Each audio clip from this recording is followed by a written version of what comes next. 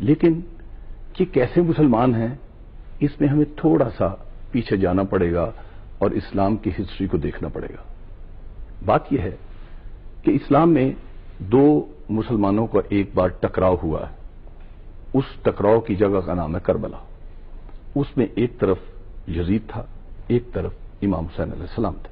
ٹھیک 9 لاکھ ادھر مسلمان تھے، وہ بھی داڑیوں والے تھے، حدیثوں کے حافظ تھے، قرآن کے حافظ تھے، بڑے بڑے زبردست فتویٰ دینے والے مفتی تھے. 18,000 حفاظ قرآن تھے. اور ادھر بھی ایسے ہی تھے، مفتی تھے، حافظ تھے، قرآن کو جاننے والے تھے.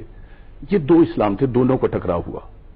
ایک ریلیجس اسلام تھا اور ایک حکومت والا اسلام تھا. یہ دونوں اسلام کا سفر ہوا. حکومت والا اسلام بھی چلا اور ریلیجس اسلام بھی چلا، مگر ریلیجس اسلام بہت دبا ہوا، بار بار قتل ہونے کے باوجود کہیں کہیں نحیف آواز نکالتا تھا. مگر پولیٹیکل اسلام، حکومتی اسلام جو تھا وہ بڑے زور سے چلا.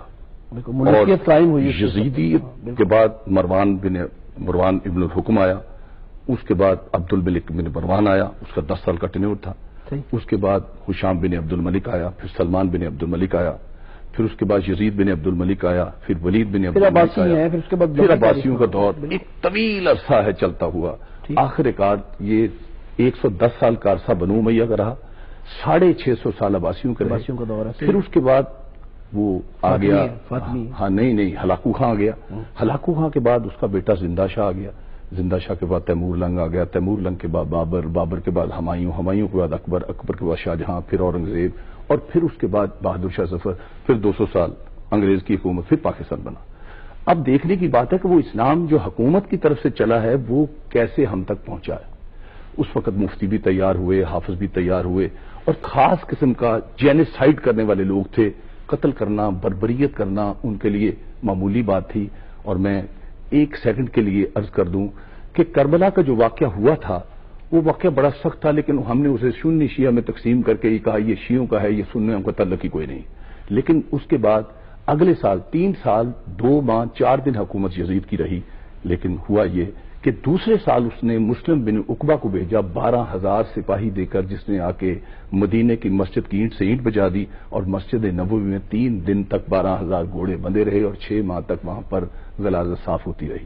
دوسرا کام جو اس نے کیا، تیسرے سال خانہ کعبہ کو منجلکوں سے برباد کیا، خانہ کعبہ کو جلائے، شاعر اللہ جل گئے. اس کے بعد وہ بیمار ہو گیا.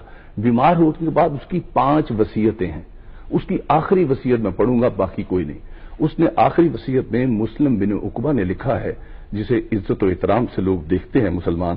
اس میں 5ویں یہ لکھی ہے کہ دیکھو میں بچ تو نہیں سکوں گا، میں مر جاؤں گا، لیکن میری وصیت یاد رکھیے، میں نے اپنی بخشش کے لیے خدا کے گھر سے ایک ہی کام اچھا کیا ہے، وہ ہے خانہ کعبہ کو ڈھایا ہے، اس لیے کہ میں نے اپنی امیر کی اطاعت کی ہے.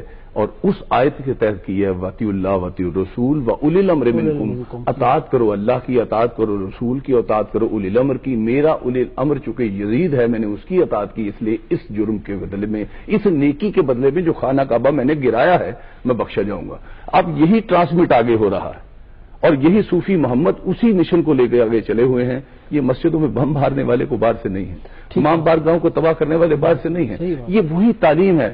افضال بھائی، یہ سارا کچھ ہم کر لیں، اس کا حل نہیں ہے. اس کا ہر لانگ ٹرم پلان ہے. وہ کیا ہے؟ سب سے پہلے ہمیں تعلیم پر زور دینا پڑے گا، ہمیں پڑھانا پڑے گا، بچوں کو بتانا پڑے گا. جب تک اصلی اسلام ہم نہیں پڑھائیں گے اس وقت تک مسلمانوں میں یہ صحیح کہہ رہے ہیں. خودکش حملوں کے بعد